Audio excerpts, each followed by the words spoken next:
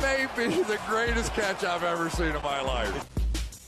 Okay, so I feel like this is a video that I really have to make now. I know that this isn't as exciting as me going through and talking about top 5 running back breakout candidates or anything along those lines, but I think this is going to be way more impactful and way more useful than really any Dynasty video that you watch this month.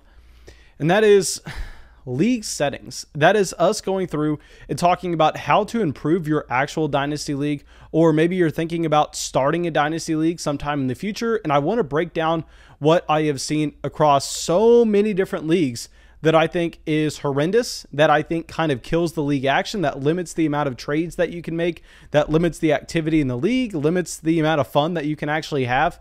And the reason that I've had this idea is because we have broken down so many Dynasty teams over there on Patreon. We have talked about so many different Dynasty drafts this month. I mean, this month alone, we've posted 50 Patreon exclusive Dynasty podcasts where I've gone through and I looked at pretty much every league format that you can imagine.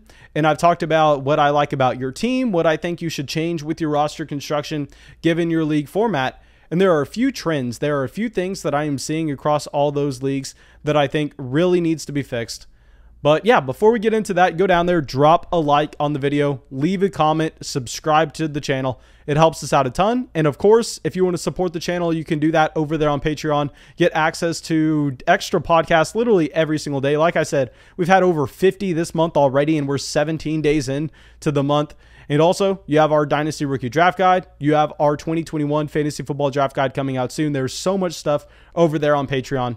And please, please, please, if you're in Texas, come out to that Flock meetup that we are going to be having June 19th, this Saturday. It's going to be in Austin, Texas. You can find the details on Instagram, Twitter, or on the screen right now. So let's dive into this. And the first thing I need to address is the amount of teams that are actually in your Dynasty League. So I was very surprised to learn that a lot of people are playing in 10-man leagues. Now, I will say that I completely understand the need for somebody to go through and join a league that only has 10 teams in it. Now, there are a multitude of reasons for this. Maybe you want to do a league with your high school friends. Maybe you want to do a league with some buddies from work, or really anything of the sort where you can't find 11 other people that are going to be dedicated to Dynasty and going to be willing to spend the adequate time that it takes to really run that league smoothly. So you're like, hey, you know what? A 10-man league, that's going to be the best option for us. I will say that I think 10 teams is going to be the minimum requirement here for me. I mean, if you're stuck into a situation where you're like, hey, I can only find 7 other owners, we're only going to do an 8-man Dynasty league, don't do it. I mean, if you are going to do it, you better make it where you have to start 2 quarterbacks at the minimum, as well as having a super flex. You better make that a start 2 tight end league. You better be starting 13 to 14 players every single week to make sure that you can go a little bit deeper and have those players like a Henry Ruggs actually mattering. But no, I think the ideal number of teams is going to be anywhere from 10 to 14. If you want to get really crazy, you can do a 16-man Superflex League, which was actually the original Flock Patreon League that we started back up in 2019. And of course, all of the Flock Patreon leagues that we do going forward are probably all going to be 12-man leagues, because I think that's a very nice balance. I mean, I think there's a reason that that is the most popular league format that you are going to find, and it's because that's the most exciting league format. So yeah, all Flock Patreon leagues going forward are going to be 12-man leagues. And now, the number one thing that is so wrong in all of these leagues is the amount of flex spots that you are actually having. So my biggest issue, if you're seeing a 10-man league or even a 12-man league, is when I pull up those rosters to break them down and someone sends me over their team, they go, hey, Mason, this is a 10-man league. We have to start X, Y, and Z for quarterback, running back, and wide receiver, and we have 1 flex spot. And I'm sitting here going, do you realize what only having 1 flex spot does for what you're doing with your roster construction, what you're doing in trades, and how it just completely alters how you're going to be valuing wide receivers in this format? You desperately need to go through And depending on how many starting lineup spots you already have, you need to make sure you have an adequate number of flex spots where you can make those wide receivers that are more depth guys. A guy like a Deebo Samuel, a guy like a McCole Hardman, a Henry Ruggs. You want those players to have value in fantasy. You don't want those guys to just be throw-ins in trade because, I mean, at this point, if you're looking at a player that was drafted in the first round of the NFL draft, and I am having to tell you that that player will never touch your starting lineup, I mean, you have a problem with your league because we do the simple math here. And I've done this on so many podcasts this month. And this is why I'm mainly making the video, because I want any league going forward to try to implement this. But just understand, if you are playing in a 10-man format, right? You're playing in a 10-team league and you're going through and saying, how many starting lineup spots should we have? Let's start a quarterback. Let's start 2 running backs. Let's start 2 wide receivers, a tight end, and a flex. All of a sudden, you're starting 7 players. You're only starting 7 players in a 10-man league. You do some quick math here, take out the quarterback position, take out the tight end position, and all of a sudden, you're starting 5 players with a combination of running back and wide receiver. So in a 10-man league, there are going to be 50 of those players starting on a weekly basis. So essentially, we do the math going, hey, there are 32 teams in the NFL. You are going to be starting the best player from every team and sometimes the best and second best player. That means that a guy like a McCole Hardman, it doesn't matter if he hits exactly what we want him to. It doesn't matter if at that point in that shallow of a format, McCole Hardman burst onto the scene and he is the wide receiver 2 for the Kansas City Chiefs, because you go, you know what? There are going to be a million McCole Hardman out there. And if we only have 1 flex spot, I don't necessarily need to be jamming all those guys in our flex. We only need 1 of them. So a player like that just completely tanks in value. And if you look at your rookie drafts this offseason, you go, hey, yeah, Elijah Moore, a great prospect, a prospect that I love, but what's his real value here? What's his real value in a format where it's a 10-man league that you only have 2 wide receiver starting spots and you have 1 flex spot? I mean, there are only 30 wide receivers starting at the very best in that format. More times than not, given the fact that you're going to want a running back in that flex spot, there are going to be about 25 wide receivers started each and every week. And we know with how deep the wide receiver position is in the NFL, with how so many guys are going through and getting snaps, given the fact that the majority of the teams are playing wide receiver 3 sets, that, I mean, there are going to be a million guys that can give you 13 points a game. So if you're chasing after a Terrace Marshall, you're chasing after an Elijah Moore, those players have no value. I mean, in that format, when we've made those podcasts, I've sounded like a broken drum this entire month of me having to tell people, hey man, I am sorry to say this, but depth doesn't matter at all. You have no balance in this league. Literally getting Christian McCaffrey and Dalvin Cook on the same team can win you this league outright. Nothing else matters. Just trade every bench asset that you can to get marginal upgrades in your starting lineup. And if everybody's trying to do that, there's no room to make deals done. There's nothing to do to actually complete trades.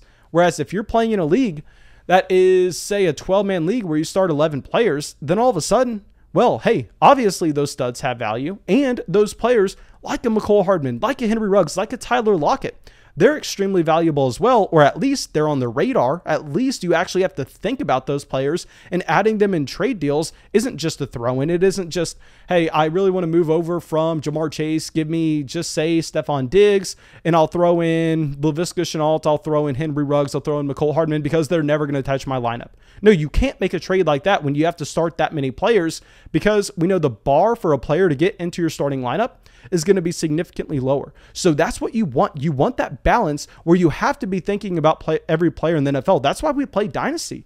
I mean, you want those deep rosters where you have to have a great knowledge of the entire landscape. You don't just want to have to focus in on the top 50 players in fantasy, or what fun is that? I mean, that's not fun at all. Now, along those same lines, I really want to focus in on us trying to make leagues that you're going to be getting a lot of trade deals done, that there are going to be a ton of opportunities for different teams in the league to go, hey, you need position Y, I need position X. Let's see if we can work something out here, because we want as much trading as you can have in your league. And the best way to do that is by adding a super flex spot, because in a 1 quarterback format, I mean, I can't tell you a single time out of those 50 leagues that we have broken down in the past 2 weeks where I've gone through and I've said, hey, this is a one quarterback league, but you really need a QB. You're going to have to go to the trade market. You're going to have to try to find a quarterback to come in to upgrade over Ryan Tannehill. No, that never happens in a one quarterback league. That's going to just completely take one position, throw it out the window, where you're never going to have to worry about it in trade discussions. So what we want is we want as many trade assets as you can have across the landscape. We want as many opportunities that you can have to go to your league mate and be like, hey man, I'm bored. It's Saturday. Can we get a dynasty deal done? I need a quarterback too. You need some wide receiver depth. Let's work something out here. I'm looking for just a quarterback that's a plug and play guy. Give me Ryan Fitzpatrick. And at that point, that's what makes Dynasty fun, making those trades.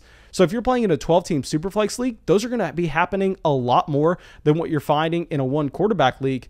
And the same thing here with the tight end position.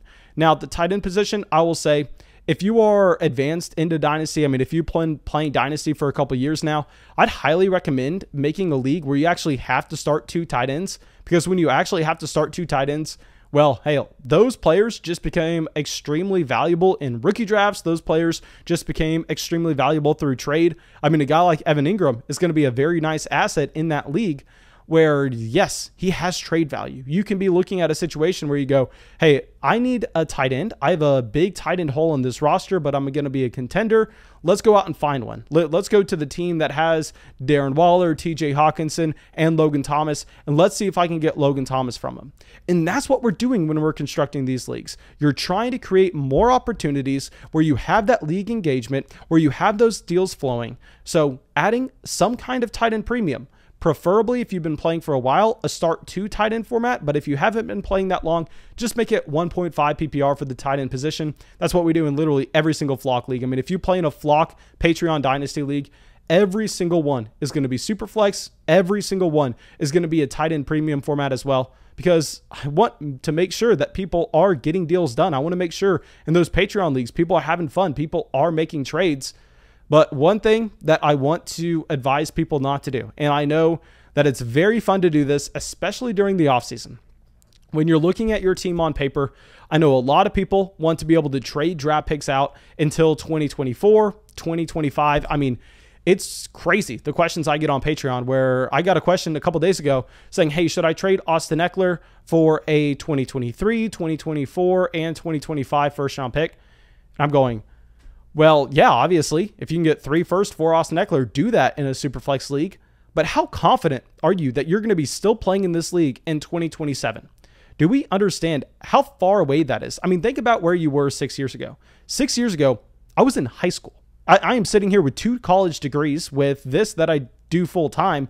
And if you would ask me where I was 6 years ago was 2015. It was my second year playing Dynasty Fantasy Football. I was walking to class in high school, listening to a Dynasty podcast. I mean, really think about, do you want to be locked into a league for 6 years in the future? Now, in theory, that is a great idea, but in practicality, it is not. And a lot of the times, if you are making these leagues with people that you find online, with random people that you're finding in a group chat, a Discord chat, or really anywhere, it doesn't matter if it's Reddit, whatever it is. I mean, if you're constructing a league and you're allowing those trades to be done 6 years in the future, what happens if Joe Schmo here goes, you know what, I'm a contender this year. Let's go trade my 2023 first, 2024 first, and my 2026 first. Let's go get Austin Eckler. Even if this is the most active guy in the league, he goes, gets Austin Eckler. Then all of a sudden, 2 years from now, once we get to 2023, he goes, okay, I'm getting married. We're settling down. We're going to have a kid. I should probably stop spending so much time playing Dynasty Fantasy Football. I'm sorry, guys. I'm going to have to back out of the league. And you can't blame the guy for that. I mean, he had a monumental change in his real life that he's no longer to really take on the responsibility of having that Dynasty team. So he has to back out. Well, all of a sudden, you're faced with a situation where that team does not have any rookie picks for the next 3 years. So good luck trying to get someone to take over that team so the league can continue. Most of the time, when you allow teams to be trading picks 3 years out in the future, if you have someone go through and trade all their picks, then all of a sudden they have one of the worst teams in the league and they have no way to get better at all. That league is going to fold. that league cannot continue going, or you're just going to have to be donating to whoever takes that team over and over and over again for the next 2 to 3 years, because who's signing up for that? The majority of the times I've seen it. I've actually been in those leagues that have folded because it's so hard to get owners for those teams that traded multiple years out in advance. I mean, this is a warning coming from me. I understand that it's really fun to be able to go through and make moves like that. It's really fun to be able to say, hey, I have 5 first-round picks in 2023. I have 3 first-round picks in 2024. I mean, oh my gosh, by the time we get to 2025, I'm going to be the New England Patriots of this Dynasty League. Well, it's fun to think, but when you actually play it out, when you play Dynasty that long, you understand that it is probably not the best thing for your actual league. Now, the last thing I'm going to be talking about is implementing a very large taxi squad on your rosters. Now, we do this in every single Flock league. Every single Flock Patreon league, you're going to find the same thing, where we have a 10-man taxi squad where rookie and sophomore year players are eligible for that squad. And why we do that is I want people to be able to go out and take their shots on those players that are going in rounds 4, 5, 6, 7. It doesn't matter how late that rookie's going. If you want to take a James Robinson last year, take a James Robinson, throw him on your taxi squad, see what happens. If you want to take a Jalen Darden this year, if you want to take a Javion Hawkins this year, take those players, put them on your taxi squad. You're not going to have to worry about opening up a bench spot for them until 2 years down the line, so you don't have to give up on those players early. I mean, you don't have to waste that rookie analysis where you can go very deep in the rookie draft class and you can still be getting something beneficial out of it because you're not tying up so much into your roster going forward. So I really hope that this video helped at all. Essentially, if I have some takeaways from this video: A, play in a super flex league. B, play in a tight end premium league. C, add some flex spots to your starting lineup. D, make sure teams aren't trading rookie picks 3 years out in the future. And E, make sure you have a very large taxi squad so you can reward those owners who like trying to find the next James Robinson, who like trying to find the next Myles Gaskin. Now, thank you, my dudes. I really hope that y'all enjoyed this video. I really hope y'all got something from it. Go down there, drop a like, leave a comment telling me something you think could improve the majority of Dynasty Leagues. Subscribe to the channel, and I'll see y'all with the video tomorrow. Thank you to everybody supporting the show. We got some new members of the flock, and Robert, Caden, Matt, Robbie, Dan, John, Ziggy, Blake, Oliver, and Devin. Thank you, my dudes.